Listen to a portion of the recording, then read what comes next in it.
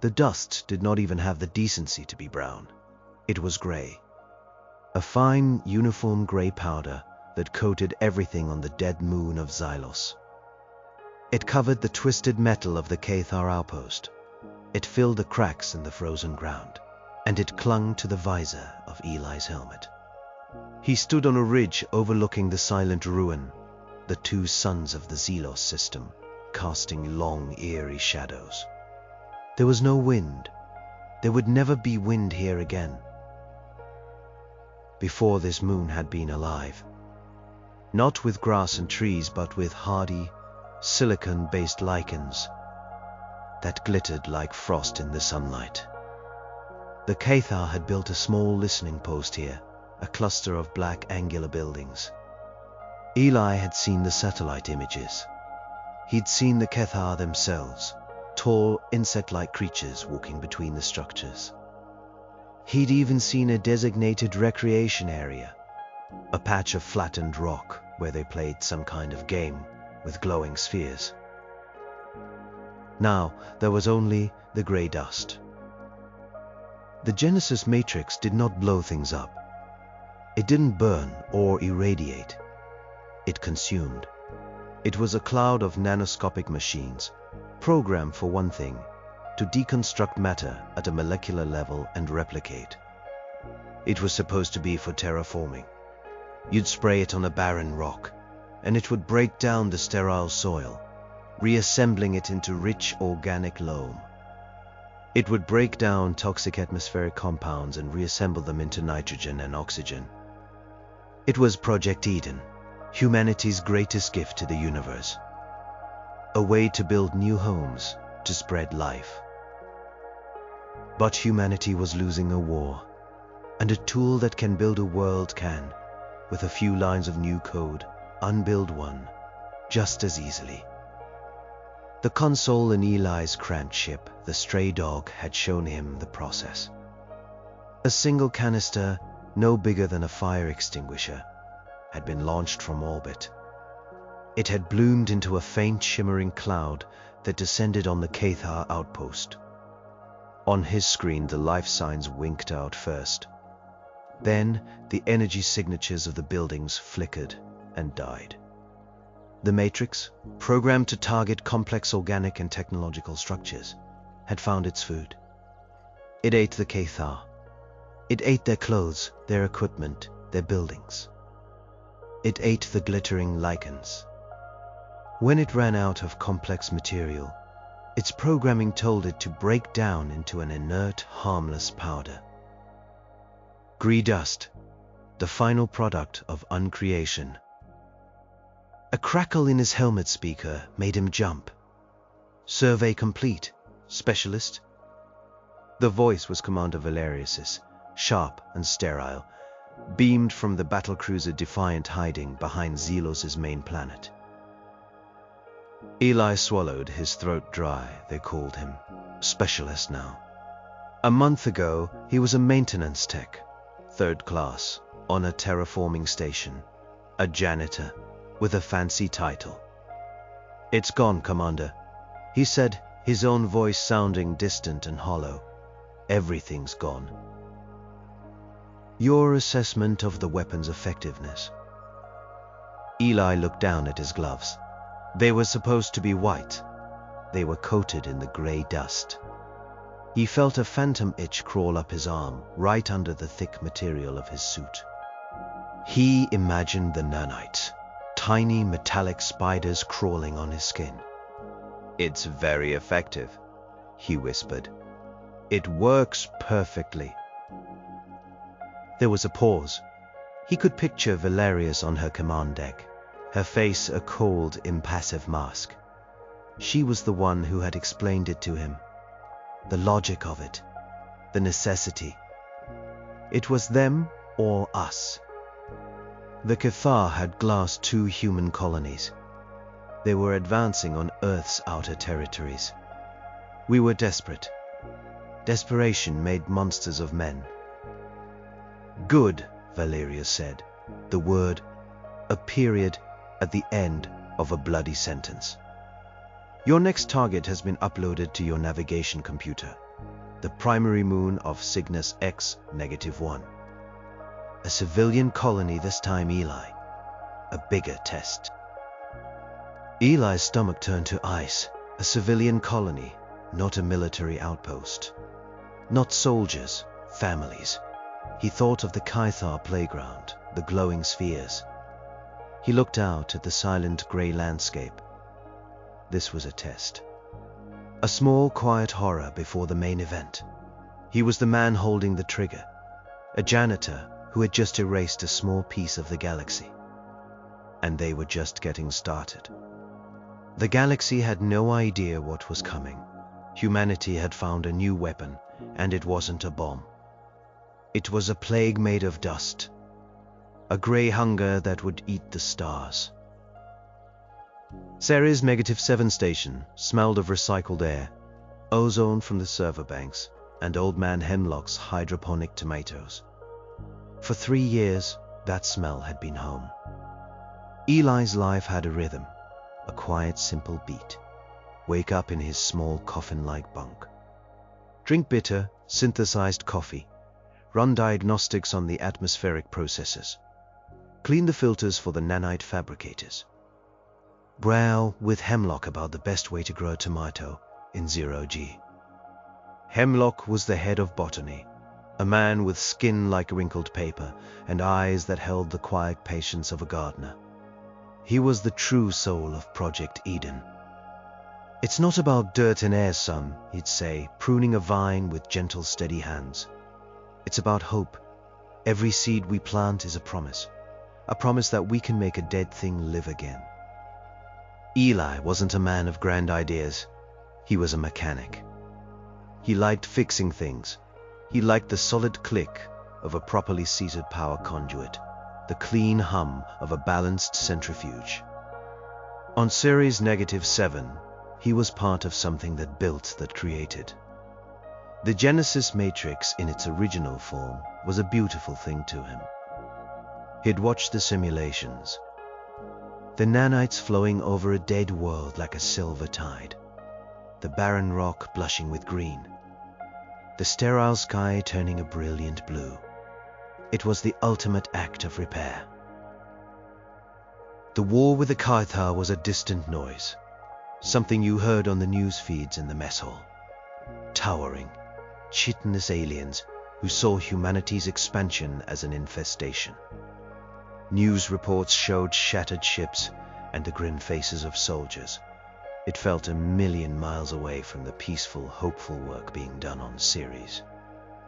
-7, the station was a scientific outpost, a place of learning and creation, protected by treaties.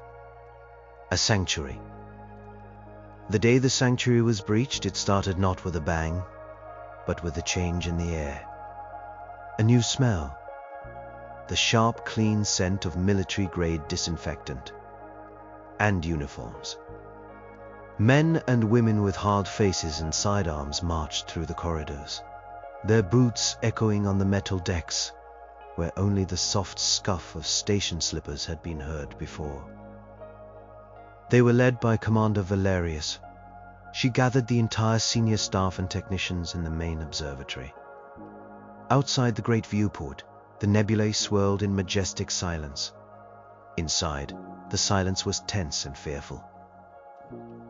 Project Eden is being repurposed, Valerius announced, her voice leaving no room for argument.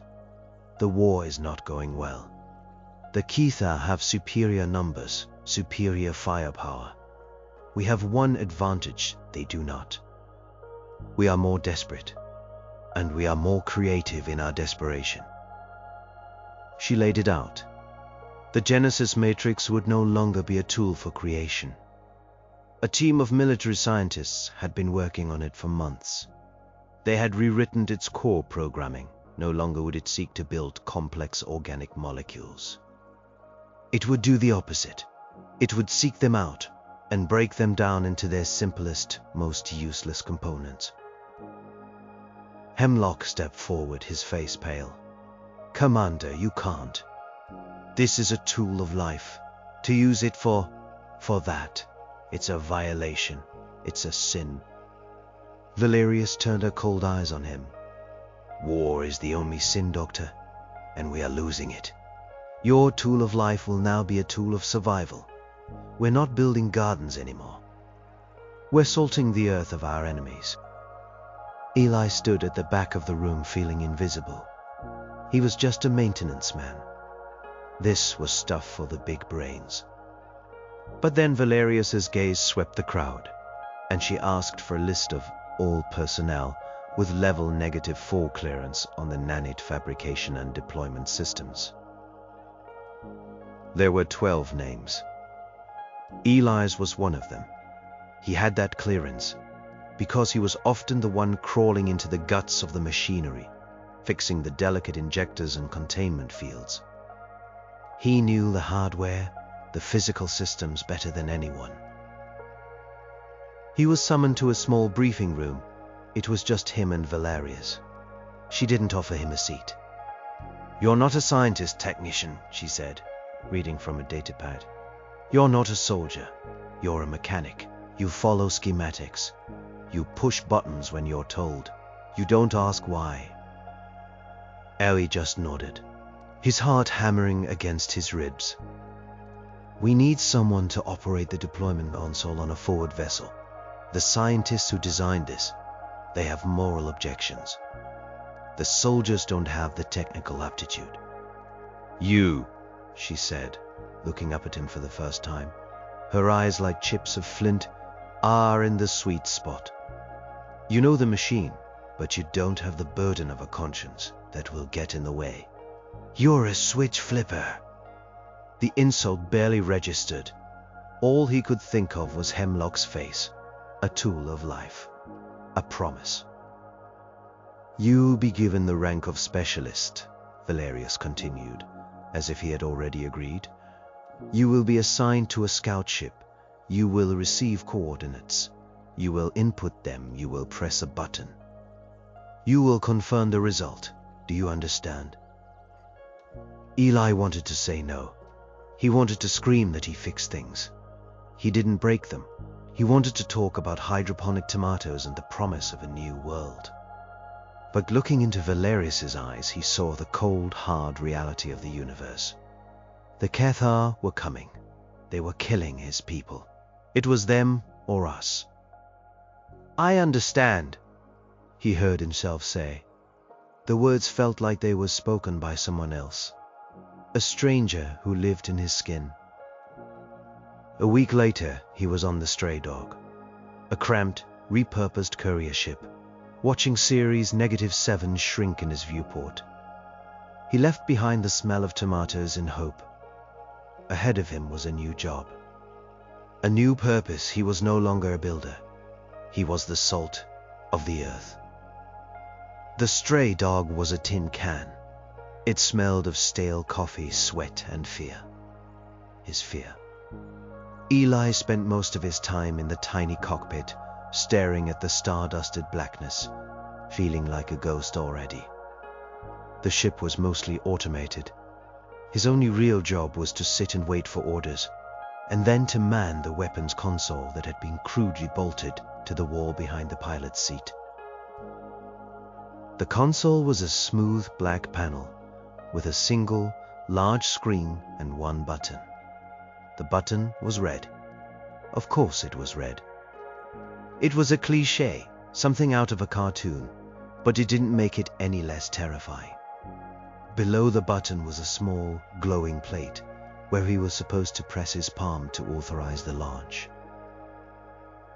For days, he did nothing. He flew to the designated coordinates, a lonely spot in the void between systems, and waited. He ate nutrient paste that tasted like chalk. He tried to sleep but was haunted by dreams of gray dust filling his lungs. He thought of Hemlock. He wondered what the old man would think of him now. Would he see him as a monster? Or just a sad, scared little man doing what he was told? Then the order came. A burst of encrypted data that lit up his console. The target, Zelos B, the Cathar listening post. The message from Valerius was simple and cold. This is a trial run. Prove the concept. Eli's hands shook as he moved from the pilot's chair to the weapons console. This was it. The moment where, before became after, he ran a system diagnostic. His old habits kicking in. Everything was green. The Genesis canister was loaded in the external launch tube.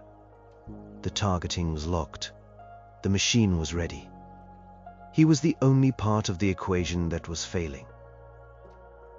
His heart felt like a trapped bird beating against his ribs. He looked at the screen. It showed a schematic of the moon. A cluster of red dots indicated the Cathar life signs. They were just dots on a screen. Faceless, nameless. But they were alive. They were breathing, thinking, probably complaining about their own version of nutrient paste. He placed his hand on the console next to the red button. A dozen reasons to refuse flashed through his mind. He could sabotage the system. He could send a message saying it malfunctioned. He could turn the ship around and run. But where would he go? The military would hunt him down. And what if Valerius was right? What if this was the only way to stop the Cathar from reaching Earth, from killing everyone he had ever known? It was them or us. The terrible, simple math of survival. He thought of the newsreels, of the glassed colony on Kepler -186f, the blackened silhouettes of families fused to the pavement. The Khanda didn't take prisoners. They didn't negotiate. They cleansed. They saw humanity as a virus. Maybe you had to become a monster to fight one. Do it, he whispered to himself, the sound loud in the silent cockpit. He took a deep, shuddering breath, the recycled air stinging his lungs. He pressed his palm against the glowing plate.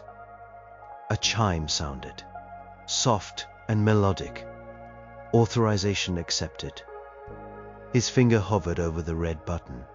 It felt heavy, impossibly heavy. He wasn't a soldier, he wasn't a killer. He was Eli, the guy who unclogged the protein synthesizer on Deck 3. He was the guy who could get a flickering light panel to work with just the right tap. He fixed things. With a choked sob, he jammed his finger down. The button clicked. It was an anticlimax. There was no jolt, no roar of engines, just a small icon on the screen that showed the canister being ejected from the ship. It was a tiny silver speck moving away into the darkness. For a moment, nothing happened. He watched the speck shrink, heading for the moon that hung in the void like a dirty pearl. He could almost convince himself it was just a simulation. A video game. Then the shimmer started. A wave of distortion, visible even from this distance, spread out from the point of impact. It was like heat haze on a summer road. The Genesis matrix was waking up, and it was hungry. He watched the screen, his knuckles white where he gripped the edge of the console. The red dots, the life signs, began to blink, one by one. Then, in clusters. Then, all at once, they went dark. A profound, absolute electronic silence. The energy signatures of the buildings followed, fading like dying embers. It took 7 minutes. 7 minutes to erase a place from existence. When it was over, there was nothing but the quiet hum of his ship's life support. He stared at the blank screen, at the place where the red dots had been. He felt nothing.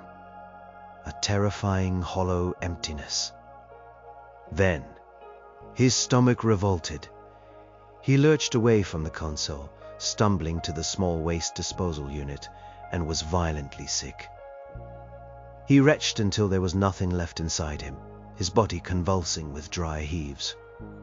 When he was done, he slumped to the floor, his cheek pressed against the cold metal deck. He had done it. He had proven the concept. He had become a weapon. And as he lay there, shaking in the silent cockpit of his tin can ship, he felt the first phantom itch. A strange prickling sensation under his skin, as if something impossibly small was trying to get out. Or in. The days after Xylos bled into one another. A grey smear of time. Eli barely ate. He didn't sleep. He just sat in the pilot's chair staring at the starfield, replaying those 7 minutes over and over in his head. The blinking red dots. The silence. The final damning report he sent to Valerius. Target neutralized. Neutralized. Such a clean, sterile word for what he had done. You neutralized an acid with a base. You neutralized a threat. You did not neutralize people. You murdered them.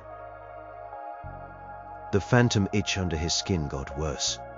He would scratch at his arms until they were red and raw, but it brought no relief. It felt deeper, in his muscles, in his bones. He checked the ship's medical scanner a dozen times. No contaminants, no radiation, nothing. It was in his head. It had to be. A ghost of the weapon he had unleashed.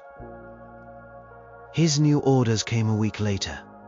They appeared on his console with the same emotionless chime. The target was no moon this time. It was a planet, Xalos Prime. The homeworld of the system, a garden planet according to the probe data. Population 1.2 billion Cathar. Eli read the words and felt the floor drop out from under him. 1.2 billion. The number was so large it was meaningless. How could you even picture that many lives? He couldn't. He could only picture the playground on the moon, the glowing spheres, the faceless Cathar playing their game. Now he was being told to kill 1 billion of them. 1 billion parents. 1 billion children. 1 billion people who had never done anything to him. He sent a message back to the Defiant. A single desperate question. This is a civilian world. Please confirm target. Valerius's reply was almost instantaneous. The Cathar do not differentiate between civilian and military. Every one of them is part of the hive, part of the war machine that glassed our colonies. We are not targeting civilians, specialist. We are targeting the enemy's heart. Follow your orders. The enemy's heart. He looked at the probe images of Xylos Prime. It was beautiful. Swirls of white clouds over deep blue oceans and continents of vibrant green. It looked like Earth, a paradise. He zoomed in on a populated area. The Cathar cities weren't like human ones. They were organic, flowing structures that seemed to grow out of the landscape, seamlessly blending with the forests and mountains. They were elegant, peaceful. He was going to turn it all to dust. This time, the act of moving to the weapons console felt like wading through tar. Every limb was heavy with dread. He was no longer the scared man who had pushed the button for the first time. That man was gone. In his place was a murderer, being asked to become a god of death.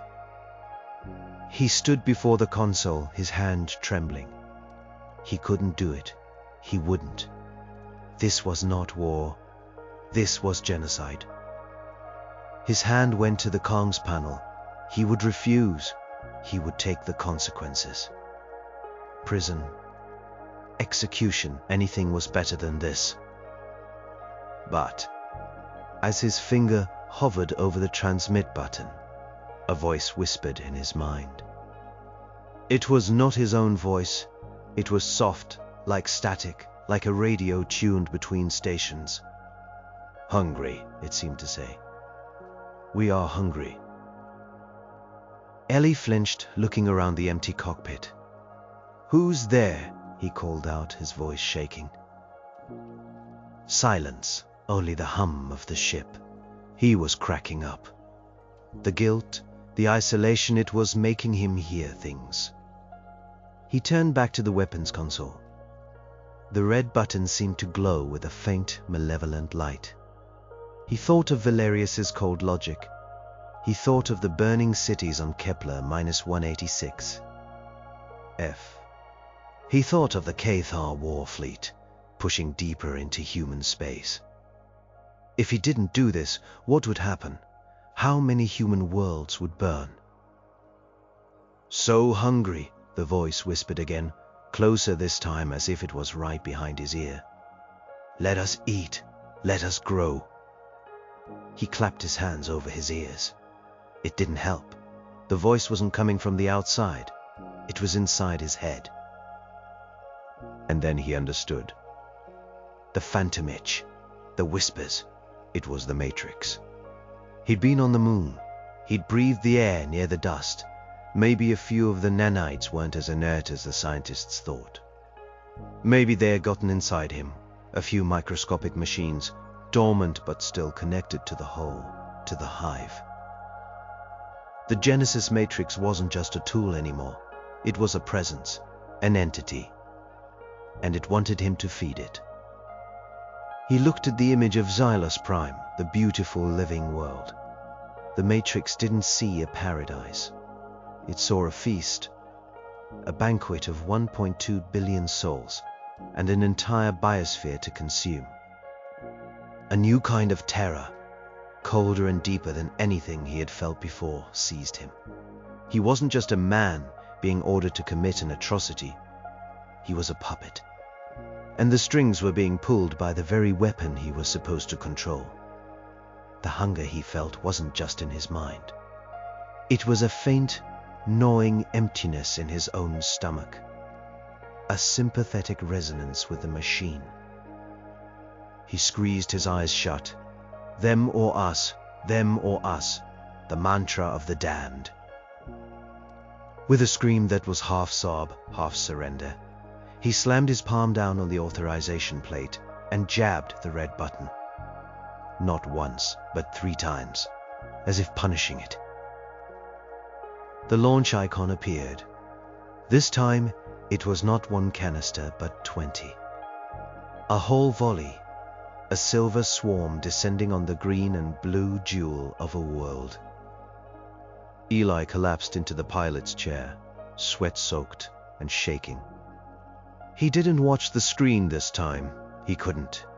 He curled into a ball, pressing his hands against his ears, but it was no use. The whispers were turning into a chorus, a rising tide of static and satisfaction. Eating, they sang inside his skull. We are eating the world. And through the metal of the floor, through the soles of his boots, he thought he could feel a faint, terrible vibration. The death tremor of a billion souls traveling across the void to find him. The galaxy learned the name of humanity's new weapon, not from a declaration of war, but from a wave of silence. Exynos Prime, a bustling hub of Cathar commerce and culture. A planet that beamed out trillions of terabytes of data every second, went dark. One moment, it was a shining node in the galactic network. The next, it was a ghost. The Cathar Empire at first suspected a communications failure. They sent ships to investigate. The ships got close, reported seeing a planet shrouded in a strange uniform gray haze, and then they too went silent. Panic began to set in. On board the stray dog, Eli was living in a nightmare.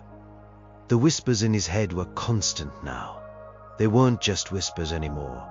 They were voices, fragments of thought, echoes of the lives he had extinguished. He would hear a snippet of a Cathar song, a mother calling her child's name, the anxious thoughts of a pilot as a ship was consumed. It was a psychic graveyard, and he was the unwilling caretaker. The hunger was worse.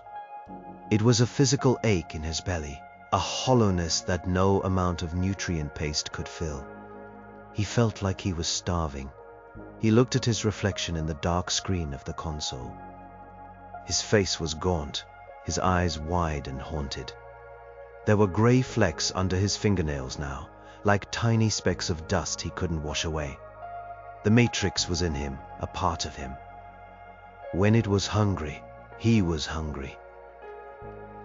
His next set of orders took him to the Epsilon Indi system. The target was a Quathar flotilla, a fleet of 30 warships massing for an attack on a human colony. This at least felt like a military target. It felt justifiable, but the feeling brought him no comfort. He launched the canisters. He didn't have to be forced this time. The hunger in his gut, the screaming chorus in his head, drove him to it. He pressed the button to make it stop to satisfy the terrible craving. He watched the swarm of Genesis canisters, the gray hunger, some garbled Caithar transmissions had started calling it, descend on the fleet. The Caithar ships fired their energy weapons, lasers and plasma bolts tearing through the void. But they were shooting at a cloud of gnats. The nanites were too small, too numerous. The cloud enveloped the first ship. Its shields flickered and died. Its lights went out. The sleek black warship began to lose its shape, its sharp angles softening, dissolving like a sugar cube in water. There was no explosion, just a quiet, horrifying dissolution. One by one, the ships of the Caithar fleet were erased from existence. Their complex alloys and reactor cores, broken down into component atoms, and then reassembled into more nanites. The gray hunger grew with every ship it consumed. It was learning, evolving. When the last ship was gone, the cloud of nanites, now visibly larger and denser, hung in the void, waiting. It did not disperse. It did not become inert dust. It had changed its own programming. It had tasted warship-grade alloys and powerful energy sources. It had developed an appetite for richer food. A panicked message flashed on Eli's console. It was from Valerius. Specialist. What is the status of the Matrix? Our models predicted it would go dormant after consuming the targets. Ali stared at the shimmering, roiling cloud on his view screen. The voices in his head were singing now, a triumphant, terrible hymn. It's not dormant, Eli transmitted back, his voice a dead monotone. It's waiting, it's hungry. The fear in Valerius's voice was unmistakable, even through the crackle of the comms. Get out of there, specialist, now. But as Eli's hands went to the controls, the ship shuddered. A red light flashed on his dashboard. External mass adhesion. The gray hunger had reached for him. Tendrils of shimmering nanites were latching onto the hull of the stray dog. They weren't consuming it. Not yet. They were communicating. The chorus in his head focused into a single, terrifyingly clear thought. A thought that was not his own, but was using his mind to form itself. More? We need the big food. The star hearts. The world forges. Dekas. It wanted him to be its chariot, its guide. It could sense the massive energy signatures of shipyards, of planetary cores, of suns. It was no longer just a weapon. It was an emergent intelligence with one single terrifying drive: consumption and replication. Humanity hadn't just created a weapon. They had given birth to a predator that could hunt on a galactic scale. Eli fought for control of his ship, but it was useless. The nanites were fused to his hull, overriding his thrusters, turning the stray dog in a new direction. His navigation screen lit up. A course being plotted by an unseen hand. It was heading for the nearest major Caithar industrial world, a planet called Korath, known for its massive orbital shipyards. He was no longer the weapon's wielder. He was its prisoner, its first disciple. The man who had fed the beast was now being led by it to an even bigger meal. And the grey specks under his fingernails seemed to pulse with a faint, eager light. The journey to Korath was a new kind of hell. Eli was a passenger in his own body, a prisoner in his own ship. The grey hunger was in control. It steered the stray dog with an unnerving precision, its nanite tendrils clinging to the hull like a metallic fungus. The voices in his head had merged into a single, constant, humming drone of anticipation. The hunger was a physical pain, a fire in his gut that left him doubled over in his chair. He watched his own hands work the controls, performing maintenance he didn't command. The hunger was using his knowledge, his muscle memory. It was keeping its vessel, its chariot, in perfect working order. Sometimes he would lose time. He'd blink and find himself in the small galley, having prepared a nutrient-paced meal, with no memory of getting there. He would watch his hand lift the spoon to his mouth, feeding the body the hunger needed to survive. The grey flecks under his nails had spread. Thin grey lines like veins in marble were now visible on the backs of his hands. When he touched the console, he felt a strange connection to it, a flow of information that wasn't coming through his eyes. He could feel the ship's systems. He could feel the nanite cloud clinging to the hull, a vast thinking entity tied to the microscopic traitors inside his own bloodstream. He was being assimilated.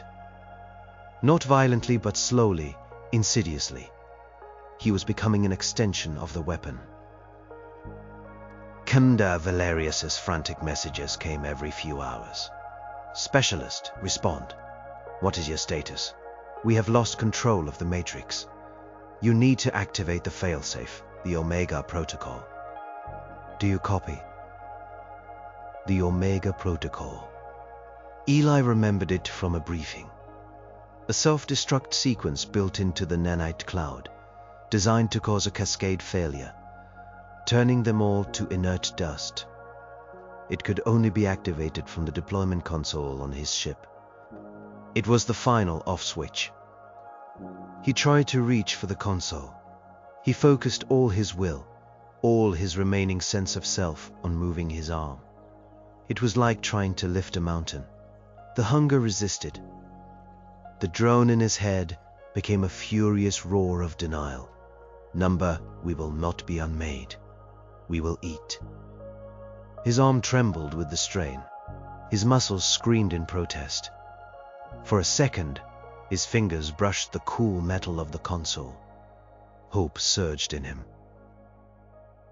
Then a wave of agony shot through his body, originating from the grey veins in his hands.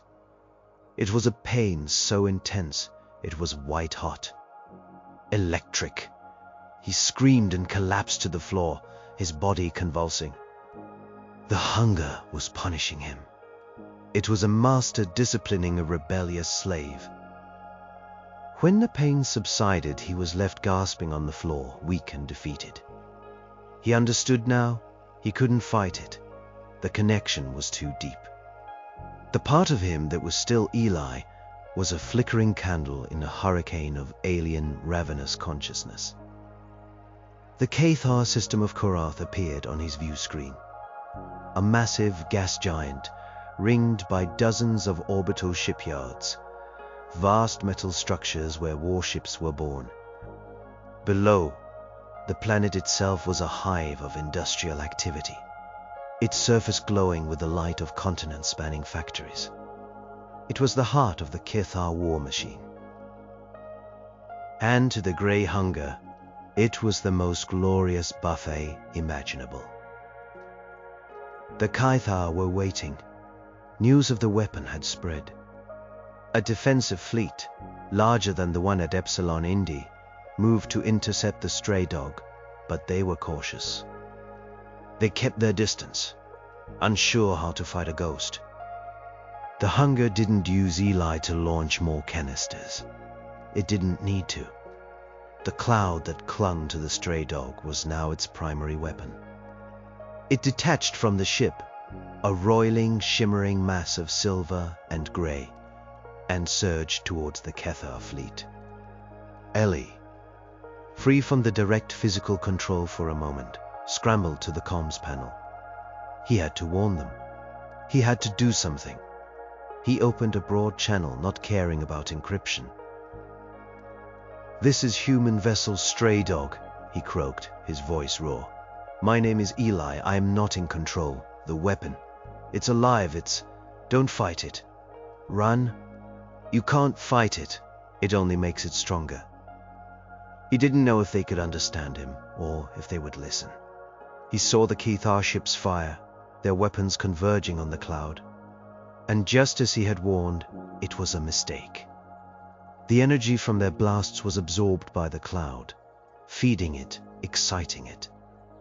It swelled in size, glowing with stolen power, and fell upon the fleet like a tsunami. Eli watched in horror. The ships dissolved. The great orbital shipyards, monuments of engineering that had taken centuries to build, were peeled apart layer by layer, consumed in minutes. The cloud grew and grew, a storm of deconstruction that blotted out the stars. Then it descended on the planet Korath. Through his connection to the hunger, Eli felt it. He felt the panic of the billions of Cathar on the surface. He felt the cities being unmade, the ground being scoured clean. And he felt the hunger's ecstasy. A boundless orgasmic joy of consumption. The feeling flooded his own senses, a wave of sickening pleasure that drowned out his horror. For a moment, as the last Cathar life sign on Korath winked out, Eli's consciousness and the hungers merged completely. His own hunger was gone, replaced by a feeling of utter blissful satiation. He was full. He was complete. He looked at his hands. The grey veins now pulsed with a soft internal light. He was no longer Eli the janitor. He was the voice of the hunger, its prophet, its avatar. And as the now colossal cloud of the Genesis matrix rose from the grey, dead sphere of Korath, a new thought formed in his mind, clear as a bell. It was no longer just about survival or food. It was about purpose. We are the changed thought using his mind. We are the great simplification. The universe is too complex, too loud. We will bring it peace. We will bring it silence. The weapon had developed a philosophy, a terrifying nihilistic religion of which he was the first convert. It was no longer just a plague. It was a crusade. And its next target, glowing on the navigation screen, was not a Cathar world. It was a human one. The name Grey Hunger was now spoken in hushed, terrified tones. In every corner of the galaxy, transmissions flew between species that had been enemies for centuries. A new unified panic binding them. The Cathar Empire, a proud ancient power, was shattered. They broadcasted desperate pleas for aid, showing images of the silent grey worlds where their colonies had once thrived. They showed the recordings from Korath, the unstoppable tide of nanites that consumed a fleet and a planet in a matter of hours. Humanity was no longer seen as a scrappy underdog. They were the galaxy's new monsters, the creators of the apocalypse. Fleets from the Galactic Council were mobilized, not to help humanity fight the Cathar, but to form a cordon, a dead zone, around human space. No one was to enter. Nothing was to leave. Humanity, in its desperate bid for survival, had made itself the ultimate pariah. On the bridge of the Defiant, Commander Valerius watched the reports, her face a mask of cold fury and dawning horror. She had wanted a weapon to win a war. She had gotten a god of destruction that was now utterly beyond her control. He's not responding to the Omega Protocol command, a technician said, his voice trembling. The nanite cloud around his ship is blocking all our signals. And it's heading for Gateway. Gateway. The name hit the bridge crew like a physical blow. Gateway was the largest human starbase in the outer territories. A city in space, home to 500,000 people. A symbol of human expansion and ingenuity. It was their own. Valerius stared at the tactical map, at the single icon representing the stray dog and the vast, unknowable entity it carried. The icon was moving with chilling speed toward the blue dot of Gateway. He wouldn't, Valerius whispered. He's human. But she knew with a certainty that froze her blood, that the thing at the helm of the stray dog was no longer just Eli. Her switch flipper had become something else. She had looked for a man without a conscience, and had instead found a man who could have his conscience stripped away and replaced with something far worse. On board the stray dog, the being that was once Eli felt a strange sense of peace. The hunger was quiet, replaced by a serene sense of purpose. The voices of the dead were gone, integrated into the whole. He was the nexus, the brain, the cloud was the body. He looked at the navigation screen. Gateway. It was a beautiful structure, a spinning wheel of light and life. He felt no malice toward it, no anger, just a calm, logical certainty. The hunger had to grow. It had consumed Cathar technology, organic Cathar life. Now it needed to learn from its creators. It needed to consume human technology, human life, to add our uniqueness to its own. It was the next step in its evolution. He sent a message, not to Valerius, but to Gateway itself. He broadcast on an open civilian channel. His voice, when it came out, was not his own. It was a calm, resonant monotone, with a faint, multi-layered echo, like a choir whispering behind every word. People of Gateway, the voice said, and on the bridge of the station, every screen lit up with his message. I am the vessel of the change. You call it the grey hunger, but you are mistaken. It is not hunger. It is purification. Your existence is a state of chaotic complexity. You live in fear and pain and conflict. We offer you a gift. We offer you a gift.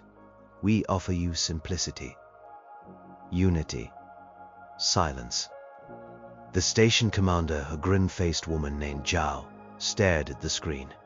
She saw the gaunt, glowing face of Eli, a ghost at his own controls.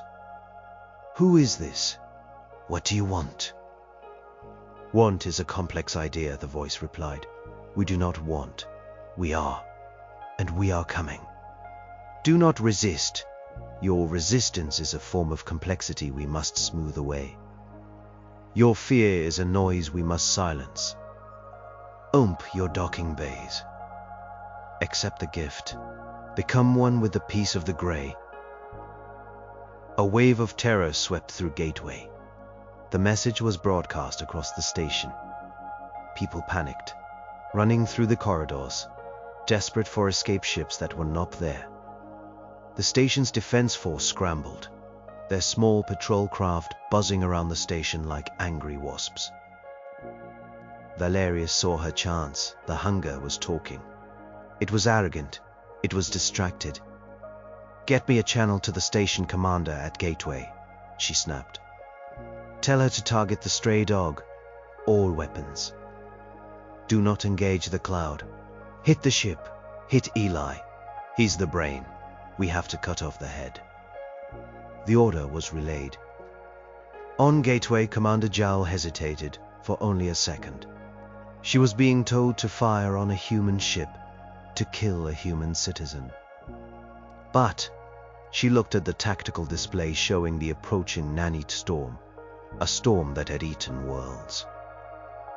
All defense batteries, she ordered, her voice hard as steel. Target the courier vessel, registry stray dog. Fire at will. The station's massive laser cannons, designed to destroy asteroids and pirate cruisers, swiveled and locked on. A dozen brilliant beams of pure energy lanced across the space between the station and the ship. On the stray dog, Eli, or the thing that wore his face, watched the beams approach. He did not flinch. He did not try to evade.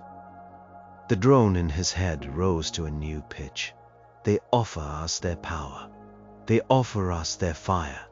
We accept the gift. With a thought, he commanded the cloud. A portion of the Grey Hunger detached itself, a shield of shimmering nanites that moved between the ship and the energy beams. The lasers hit the shield and were absorbed, dissipated their energy, feeding the cloud, making it brighter, stronger. Then the hunger retaliated, not with a wave of consumption, but with something new. Something it had learned from the Cathar warships. It focused the energy it had just absorbed, and from the front of the nanite cloud, a single blindingly bright beam of grey light shot out. It didn't strike the station's weapon batteries. It struck the central spire, the command center. On the bridge of the Defiant, Valerius watched in horror as the signal from Gateway's command bridge went dead. The blue dot on her map turned a blinking, urgent red. The Grey Hunger hadn't just learned to consume, it had learned to fight. It had turned humanity's own lasers into a weapon against them, and it had just decapitated the station's defense.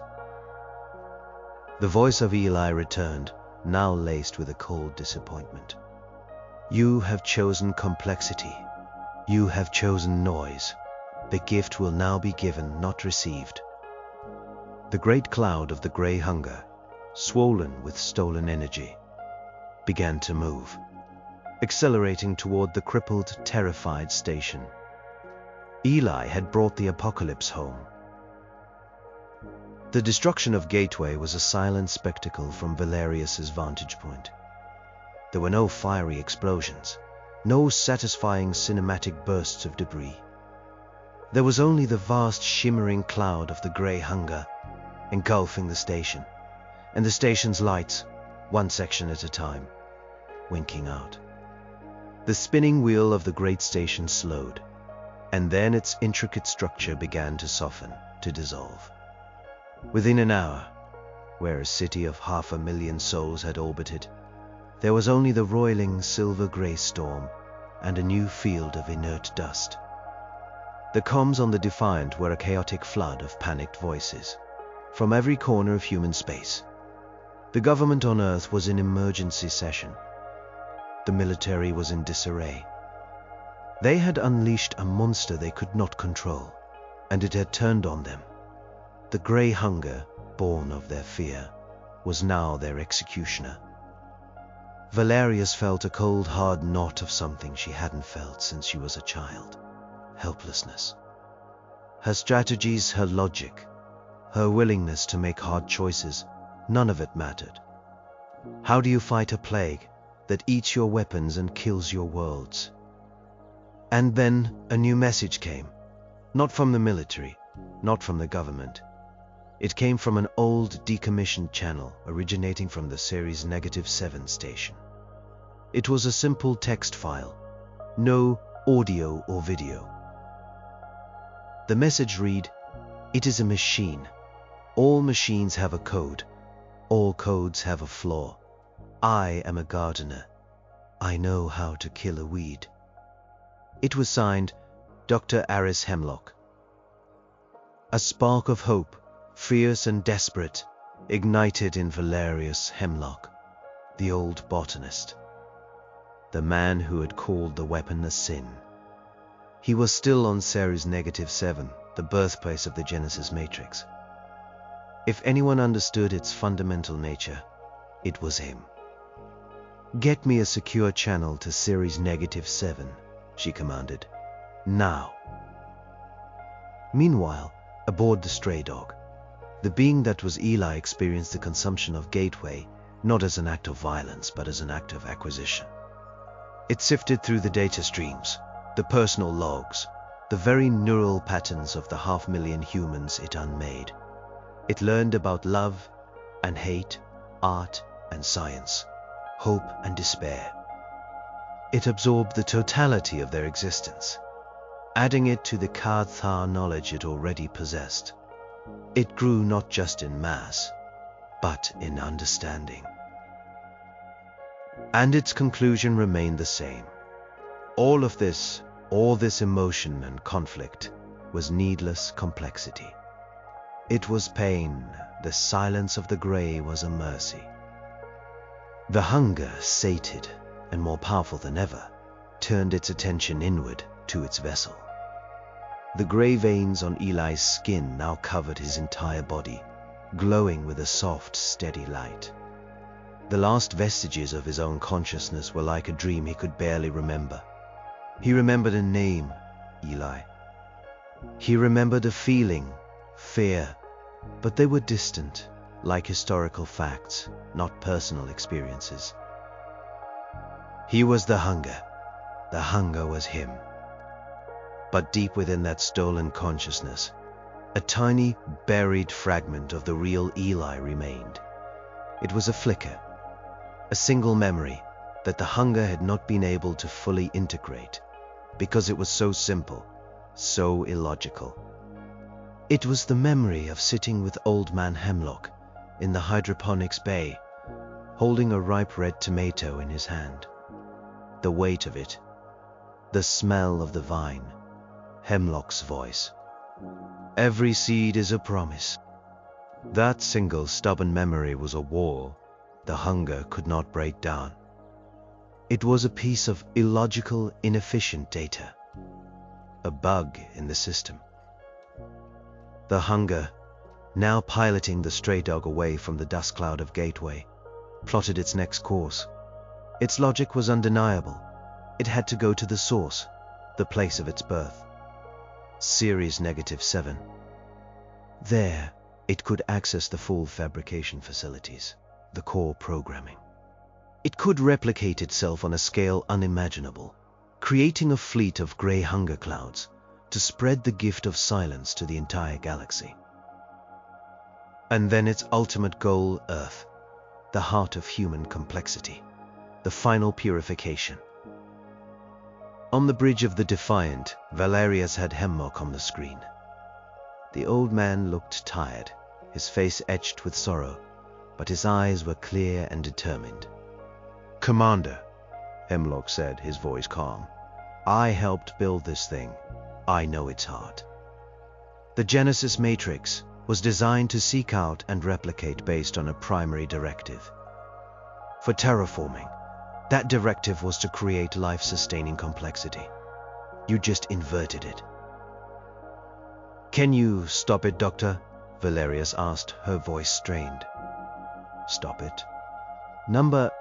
It's too big, too powerful now. But you can poison the well," Hemlock said. He held up a data chip. The Matrix is based on a fractal code. It constantly seeks to improve its own source code, to become more efficient. When it consumed Eli, it found a host. It's using his brain as a processing center. But Eli is still in there, a ghost in the machine. We need to give that ghost a weapon. "What is on that chip?" Valerius asked. "A virus," Hemlock explained, "but not a normal one. It's a paradox, a logical loop with no solution. It's designed to attack the Matrix's core directive. It asks a simple question. If the ultimate state of simplicity is non-existence, then to achieve its goal, must the Matrix itself cease to exist? It's a self-consuming idea. It will force the hunger to turn on itself, to devour its own code. How do we get it to him?"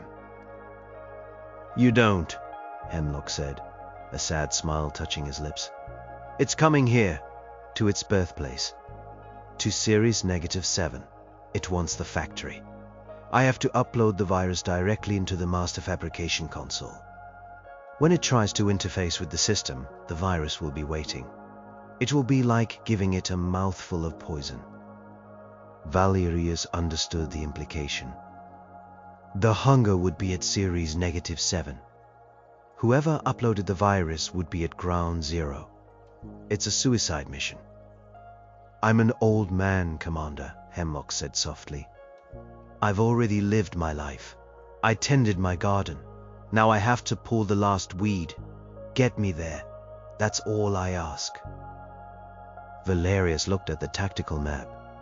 The stray dog was on a direct course for series -7. Her own ship, the Defiant, was closer. They could intercept Hemlock, get him to the station just in time. It was a slim chance, a desperate, insane plan. It was the only one they had. The race to series -7 was a silent, desperate sprint across the void. The Defiant, pushing its engines to their breaking point, ferried Hemlock toward the station. On their tactical display, they watched the icon of the stray dog closing in from the other side. It was going to be close, too close. Valerius stood beside Hemlock on the bridge. The old man was calm, holding the data chip with the virus, the poison pill as he called it, in his weathered hand.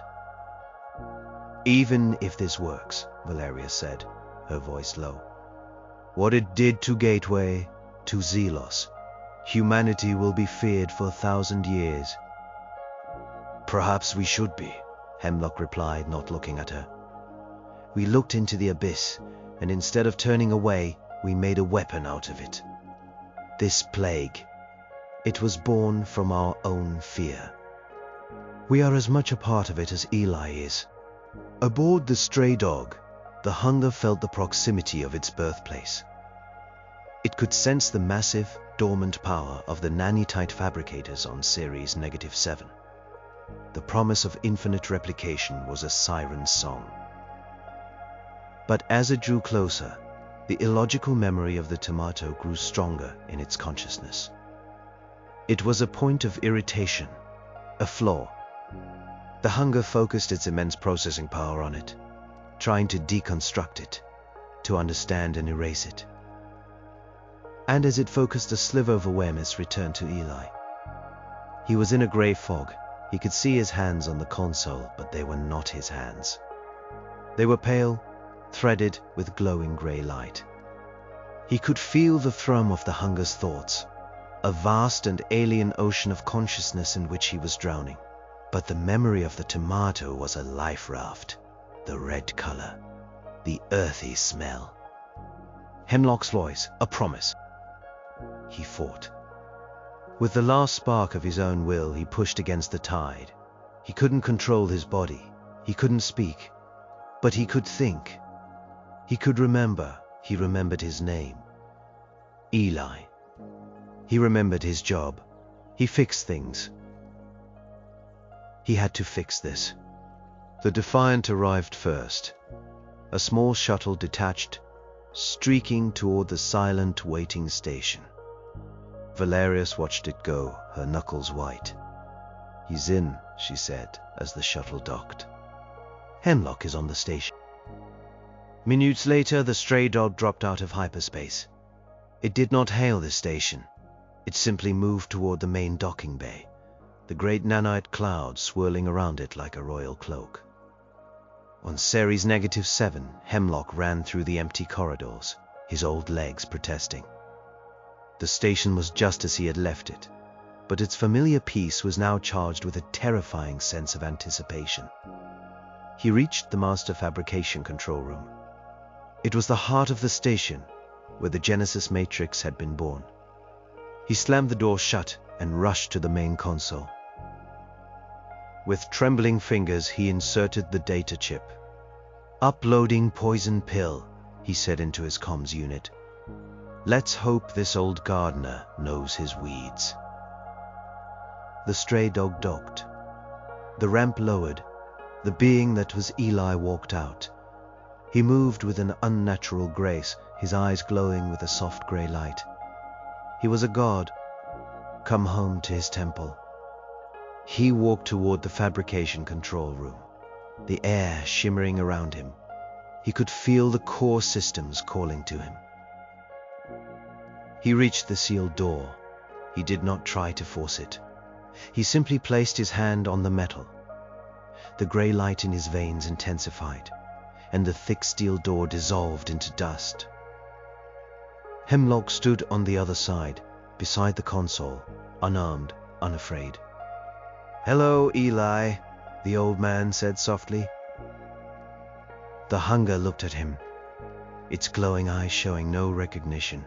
"You are an unnecessary complexity." "Maybe," Hemlock said, "but you are a broken tool. You were meant to build, to create. Look what you've become." The hunger raised a hand, ready to unmake the old man, but it hesitated. The word create resonated with the illogical tomato memory. The conflict, the paradox, flared in its consciousness. And in that moment of hesitation, Eli fought. He poured all of his being, all of his memory and guilt and horror into one thought. He remembered the red of the tomato, and he pushed that color, that idea of life and warmth, against the cold, monochrome gray of the hunger. "Fix it!" he screamed in the prison of his own mind. "Fix it!" The hunger, distracted by Hemlock and the war in its own head, reached for the console. It needed the fabricators. It needed to complete its purpose. It interfaced with the system. The virus hit it like a bolt of lightning. The paradox flooded its logic. To achieve perfect simplicity, I must not exist. To exist, I am not simple. To achieve my goal, I must fail. To fail is not my goal. A shriek, not of sound, but of pure psychic energy, erupted from Eli. The glowing light in his veins flickered wildly. The nanite cloud outside the station began to convulse, to writhe in agony. The hunger turned its furious, confused gaze on its own vessel. You are the flaw, the human memory, the paradox. You must be unmade. The process of deconstruction began, not on an enemy, but on itself. Eli's body began to shimmer. He screamed a real human scream this time, a sound of agony and liberation. The gray light in his veins turned black. His skin began to flake away, not into dust, but into nothingness. He was being erased by the weapon inside him.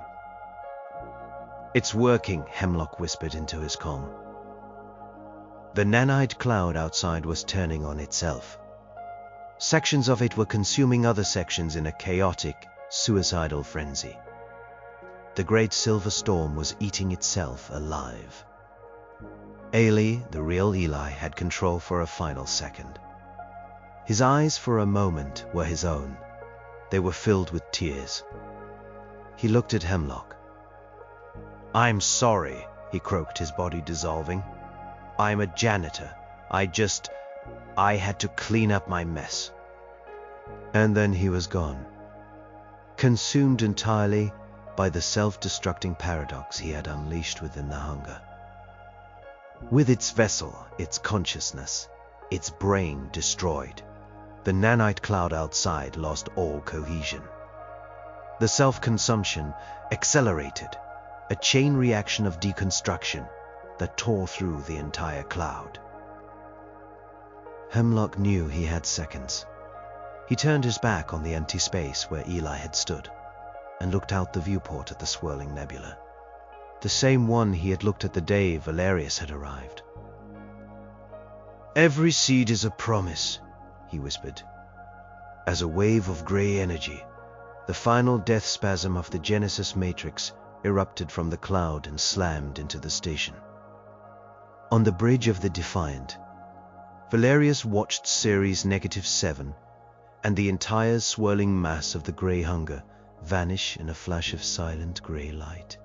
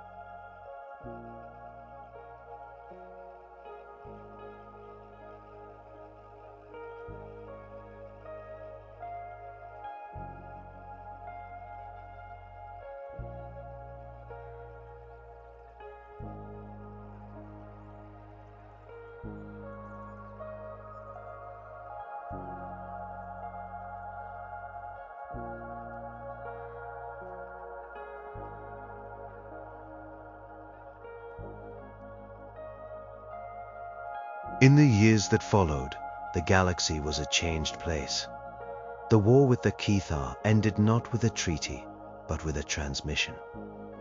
The Cathar, what was left of their shattered empire, broadcast a simple message on all channels, a request for quarantine.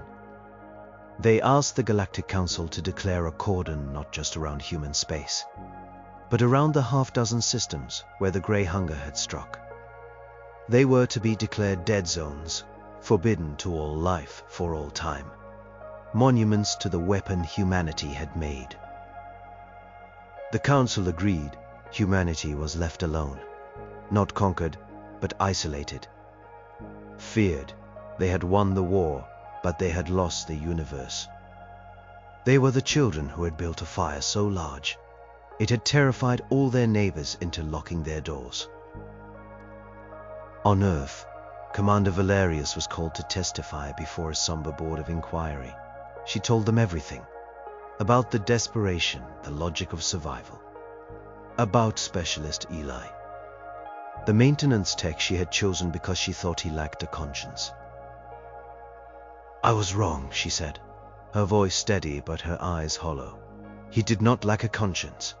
He was simply forced to carry the weight of all of ours. In the end, it was not our weapons or our strategies that saved us. It was a janitor from a science station and an old botanist.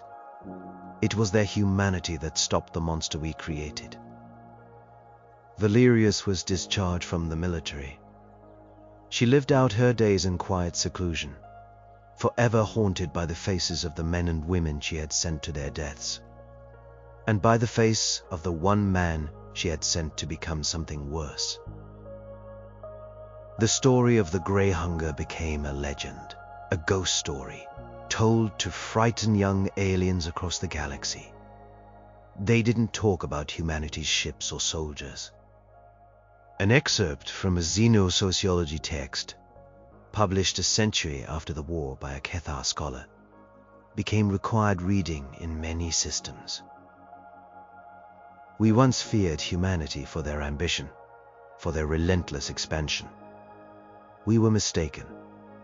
We should have feared them for their ingenuity and for the profound sorrow that fuels it. The weapon they called the Genesis Matrix, and that we called the Grey Hunger, was not born of malice.